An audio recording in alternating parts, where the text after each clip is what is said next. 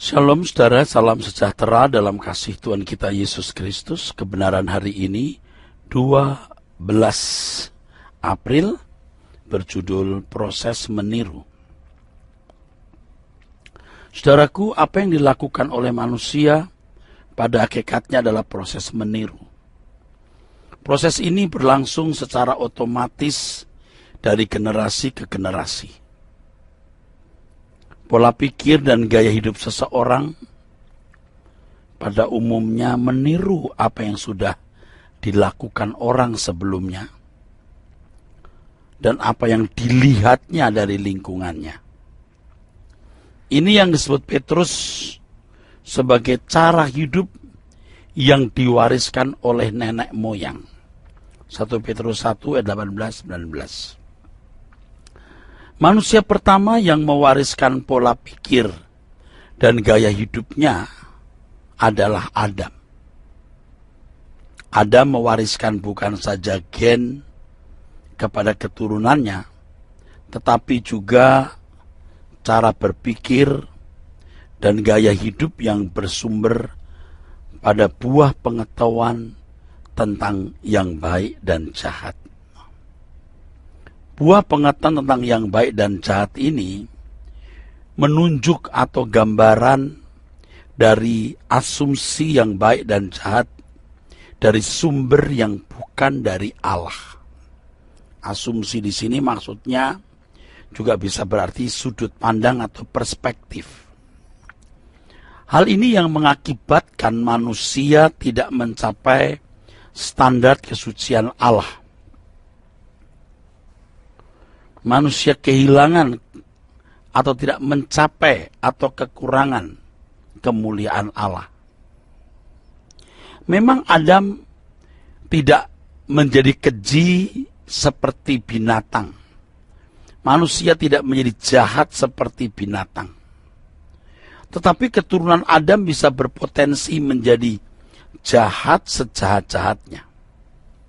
Seperti Kain membunuh adiknya Habil, membuktikan fakta ini, saudaraku. Adam telah gagal menurunkan gen yang baik. Adam tidak mencapai segambar dan serupa dengan Allah, sehingga anak-anaknya juga tidak segambar dan serupa dengan Allah, tetapi serupa dan segambar dengan diri Adam. Tentu saja, Adam juga tidak mewariskan lingkungan yang baik sebagai warisan bagi anak cucu keturunannya. Dalam hal ini Adam gagal menjadi pokok keselamatan atau aitios atau penggubah. Secara logis bisa dimengerti kalau perjalanan hidup manusia setelah Adam atau keturunan Adam atau manusia berikutnya, manusia semakin rusak akhlaknya. Dimulai dari Adam yang tidak mencapai standar kesucian Allah, Adam menurunkan gen yang buruk dan juga mewariskan lingkungan yang buruk. Manusia-manusia yang dilahirkan dari wanita menjadi manusia-manusia yang bisa jahat sejahat-jahatnya. Dan semakin hari kejahatan manusia semakin bertambah-tambah. Sampai pada titik klimaks akhir sejarah manusia, di mana kejahatan akan bertambah-tambah, Tuhan akan mengakhiri manusia. Karena akhlak manusia dari satu generasi ke generasi berikut semakin buruk, maka keadaan manusia semakin rusak. Seiring dengan perjalanan waktu, nilai-nilai yang dimiliki manusia semakin jauh dari standar kesucian Allah. Hal ini menjadi proses membangun gambar diri yang salah.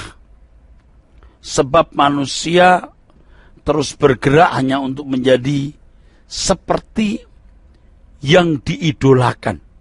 Dan idola manusia pada umumnya adalah menjadi orang yang berlimpah harta, berpendidikan tinggi, berpangkat, berpenampilan menarik, cantik, ganteng, populer, dan lain sebagainya. Itulah yang menjadi nilai tertinggi kehidupan manusia pada umumnya, yang akhirnya menjadi tujuan hidup manusia. Dari sejak kecil, masa kanak-kanak sampai dewasa, dunia membangun cara berpikir dan gaya hidup yang orientasinya hanya pada hal-hal tersebut, sampai menjadi seperti sistem kehidupan yang permanen atas manusia. Manusianya berorientasi pada keinginan daging, keinginan mata, dan keangkuhan hidup.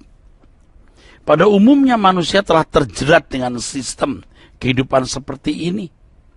Cara berpikir dan gaya hidup manusia sudah dianggap wajar. Maksudnya cara berpikir dan gaya hidup yang hanya mementingkan perkara-perkara dunia sudah dianggap secara wajar.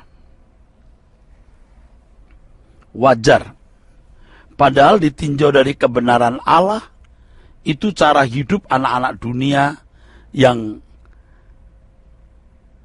di dalamnya tidak ada kasih Allah. Pada umumnya orang tua juga mendorong anak-anaknya untuk mengidolakan apa yang diidamkan oleh dirinya sendiri. Kalau orang tua mengidola profesi dokter, maka anaknya pun juga diusahakan untuk menjadi dokter. Kalau orang tua mengidolakan ilmu, maka ia mendesain anaknya untuk menjadi ilmuwan. Kalau orang tua mengidola seorang konglomerat atau menjadi orang kaya, maka ia mengarahkan anaknya untuk menjadi orang kaya. Semua itu didasarkan pada nilai-nilai yang ada dalam pikiran orang tua. Nilai-nilai yang dipandangnya dapat menciptakan harga diri, bisa menciptakan martabat, kebahagiaan, keamanan, ketenangan, dan kenyamanan hidup. Dari kecil setiap anak manusia sudah dijejali obsesi-obsesi dan segala cita-cita yang berpusat kepada diri sendiri atau berpusat kepada manusia, antroposentris.